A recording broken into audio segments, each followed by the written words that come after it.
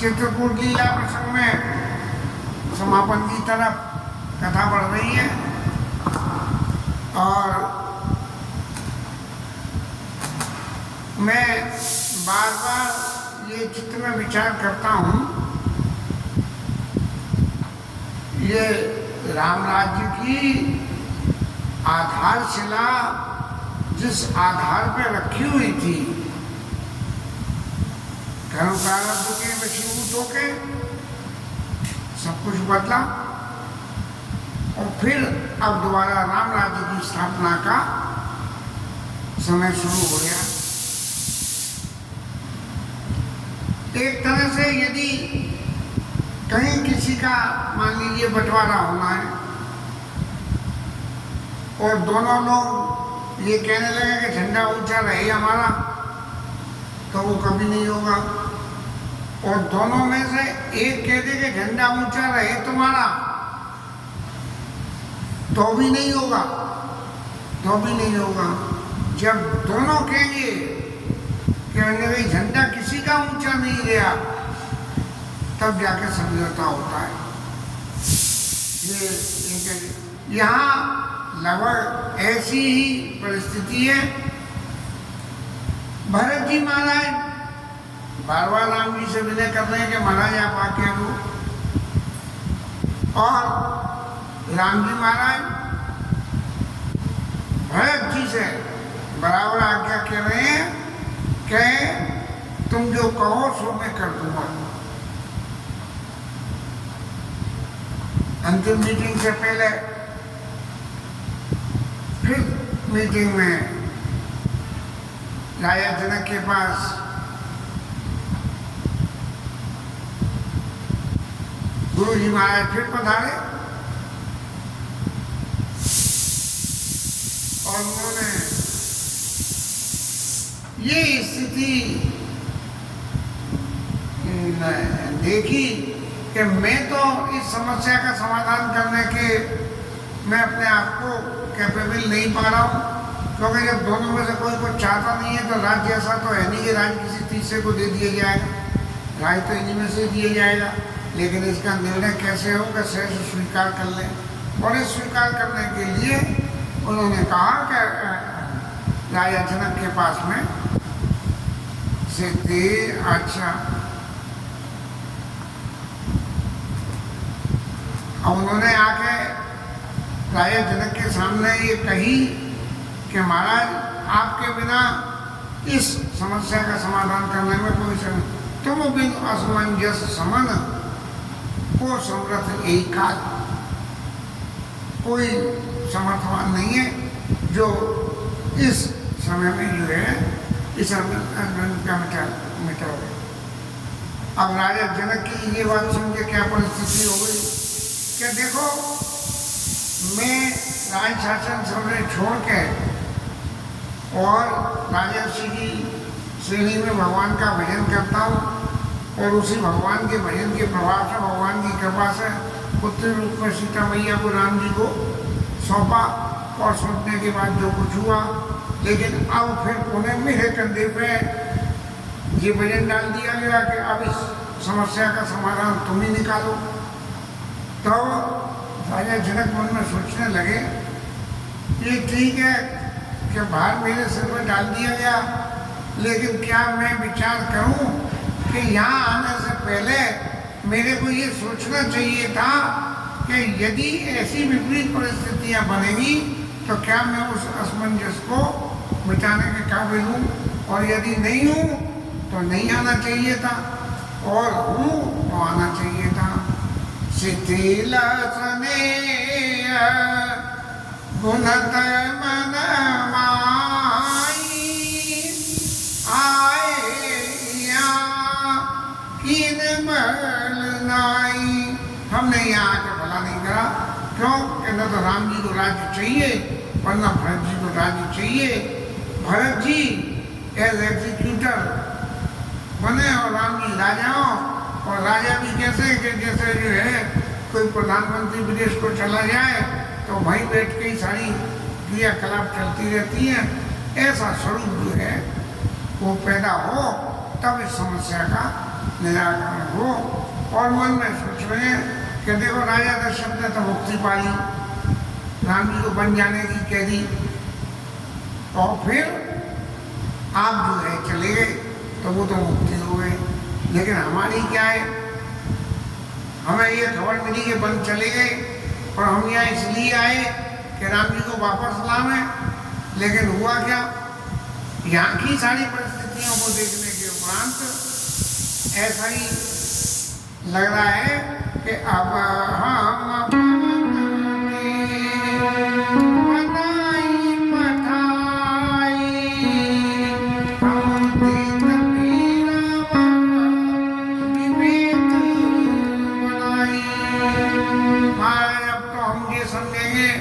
कि हम तो वन में भी आए भी राम जी को वापस लेने के लिए, लेकिन नहीं आ पाए, और इस चित्रकूट से और आगे की तरफ वन में भेज दिया। और फिर जब प्रसंगों की समीक्षा होगी तो बोले कि फैसला किसने किया, बोले राजा जनक ने। तब ये कहाँ हमारी ये है,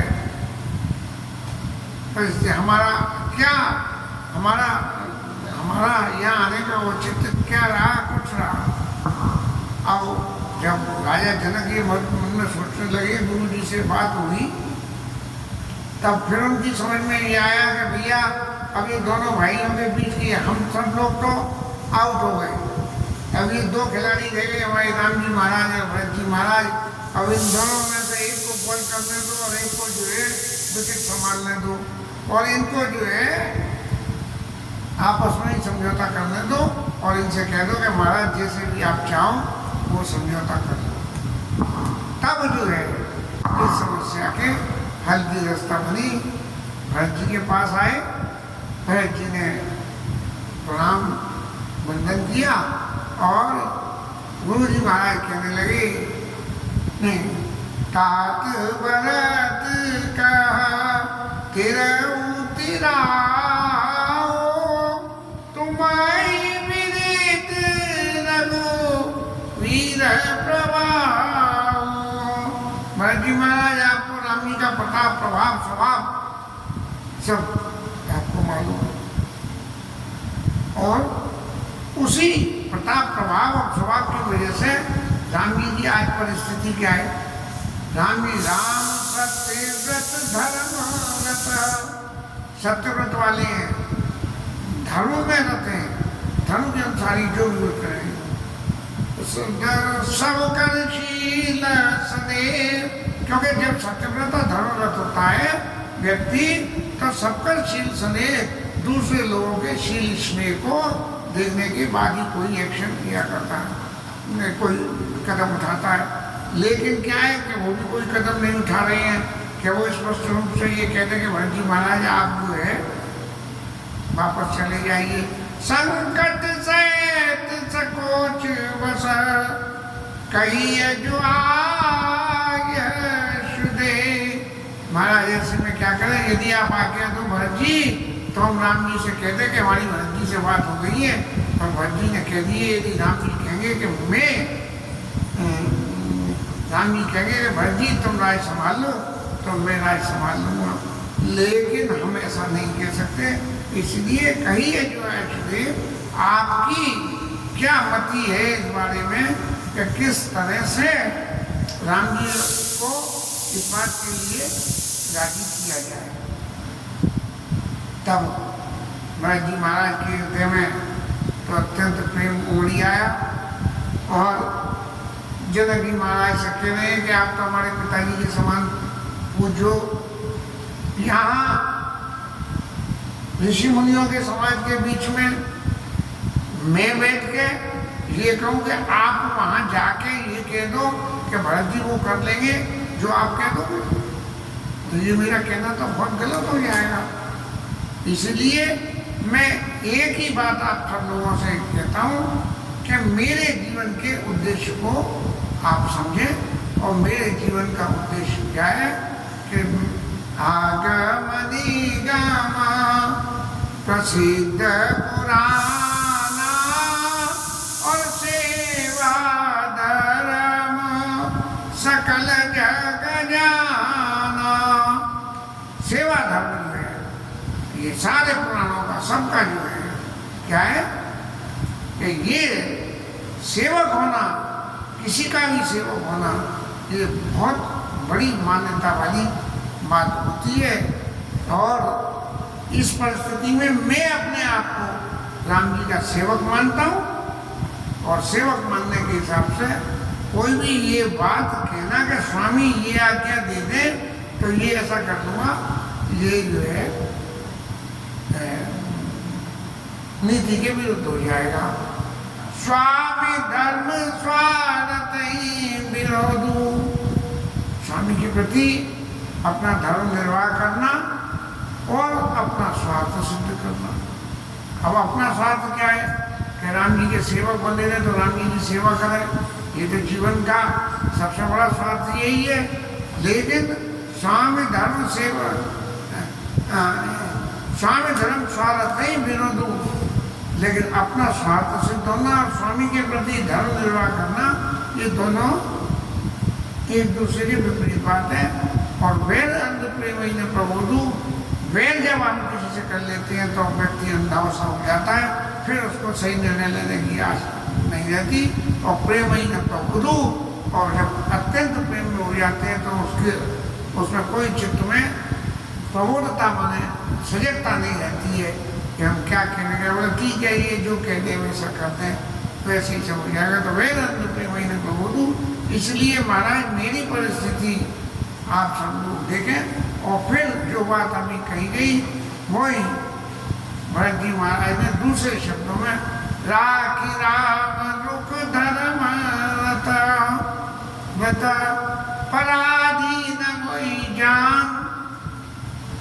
मेरे को जो है राम जी का रुख आप देख लो, और मेरे को उनके आदि ज्ञान के, और फिर क्या करो, सबके सम्मत सर्वहित करौ प्रेम पहचान।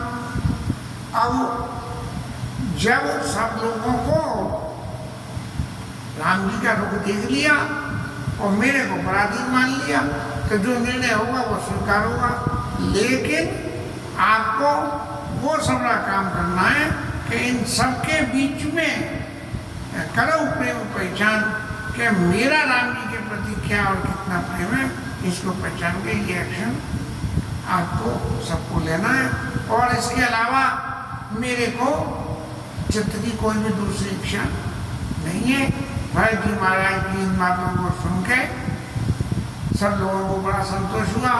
भगवान भरत जी ने तो सरेंडर कर दिया बिल्कुल, कि भाई मैं उनकी सेवा करना चाहता हूँ और सेवा करने के नाते सेवक बनूंगा। इसका मतलब राजा बनने का तो कोई मतलब ही नहीं होता। इसलिए राम जी जैसा कहें वैसा ही आप सब कर दो, माने जो राम जी कह देंगे वो मैं कर दूंगा। इस तरह की बातों से सब लोगों ने देखा, सुना और समझा। आखिर बात यही रही कि राम जी जो कहेंगे वो मैं कर लूँगा। ये भरत जी ने सरेंडर कर दिया। अब जो है सब देवताओं ने जब ये देखी कि राम जी क्या कहेंगे, भरत जी ने सरेंडर कर दिया, तो राम जी क्या कहेंगे कि राम जी का स्वभाव क्या है, राम स्नेह सकोच बस। राम जी कुछ कह ही नहीं सकते हैं, क्यों कि स्नेह के वशीभूत होकर भरत जी के और संकोची होने के नाते सोच सुरराज, इंद्र देवता के पेट में जो दर्द होने लगा कि राम जी संकोची है और स्नेही है भरत जी के प्रति, तो कुछ ना कुछ जरूर ऐसा उत्पात हो जाएगा कि राम जी कहते हैं अच्छा चलो भरत जी महाराज आपके इसलिए वशीभूत होकर मैं वापस अयोध्या को चला चलता हूँ। तो ये जो इंद्र को तो हर वक्त अपने शासन का डर लगा रहता है, अपनी सुरक्षा का डर लगा रहता है। तो जो है उनको ये लगा कि भाई अब तो ये सबका काम गलत हो गया। और फिर शारदा मैया को देवताओं ने बुलाया, बोले जाके भरत जी की मति को फेर दो, क्या कहीं भरत जी ऐसा नहीं कहते कि राम जी महाराज आप जो है अयोध्या को चले चलो, इसलिए आप जाके उनकी मति को फेर दो। शारदा मैया ने अपना माता को लिया, बोले पहले तो राम जी का कुछ रुख देखा था, उसको देखने के बाद मैं ये मंथरा की मति फेरी थी, लेकिन क्या भरत जी की मति को फेरी जा सकती है?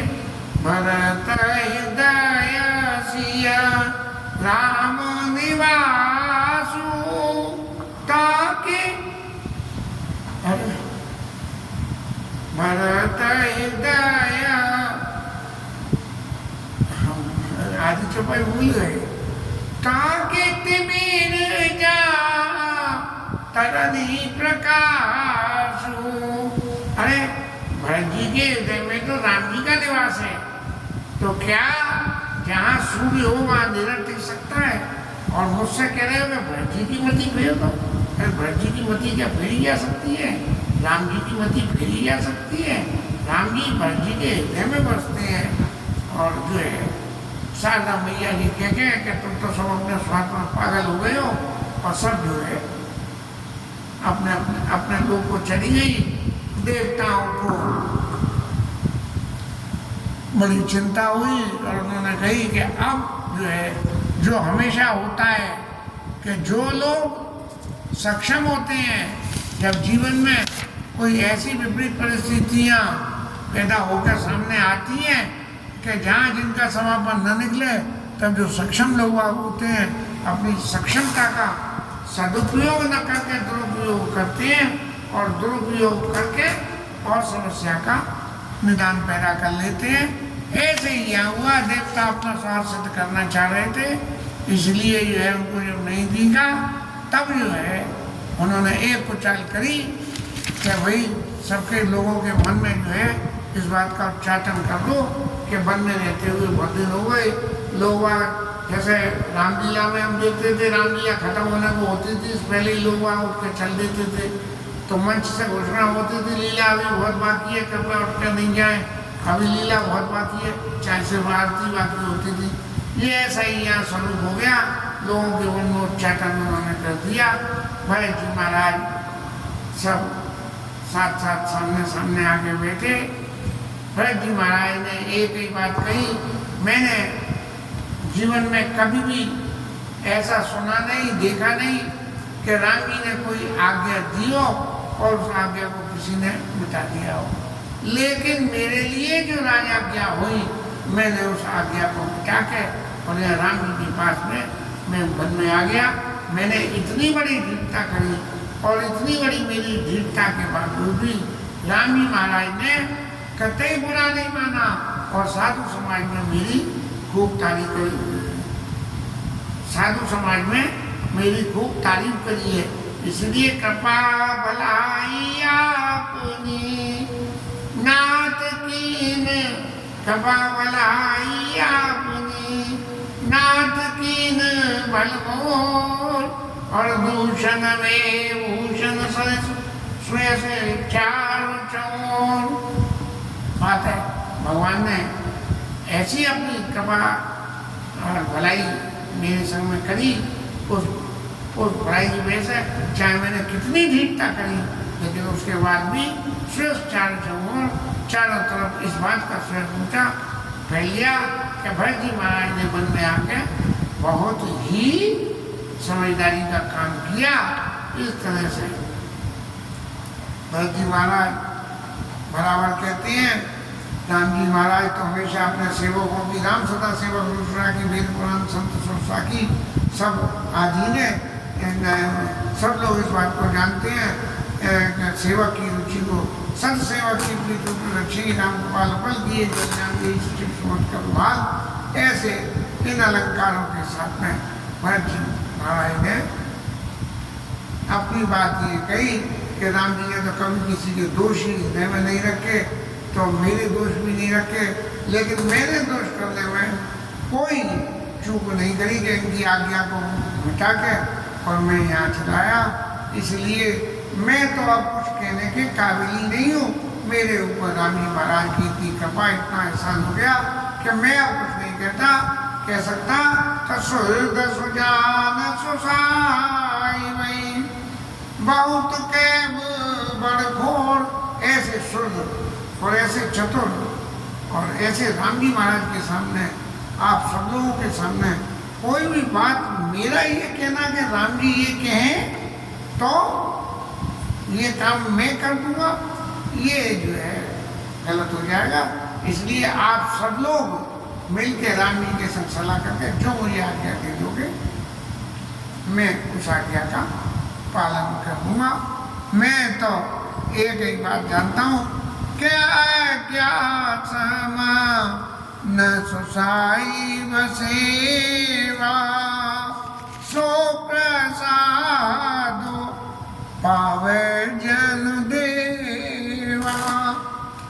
आज्ञा मानने के बराबर, साहिब की सेवा करने के बराबर कोई दूसरा पुण्य का काम नहीं है।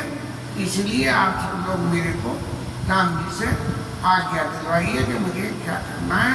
और इतने विकल हो गए भरत जी महाराज, प्रभु पद कमल गए कुलाई। अब इतने विद्यमान चतुर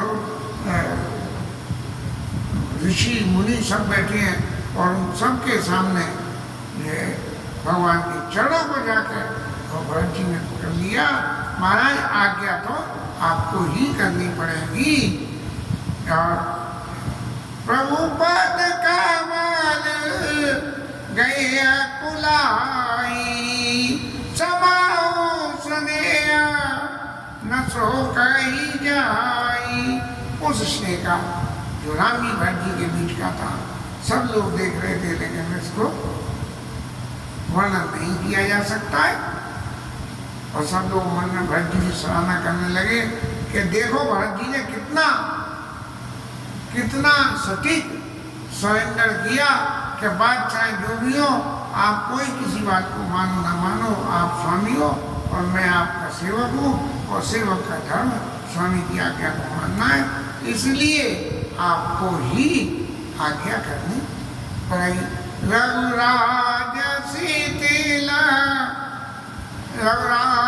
शीतल सनेह साधु समाज मुनि मिथिला धनी मन मोसरात भरत भाई भगत की महिमा गनी। सब लोगों ने भरत जी की महिमा को कि देखो सेवक हो तो भरत जी जैसा हो।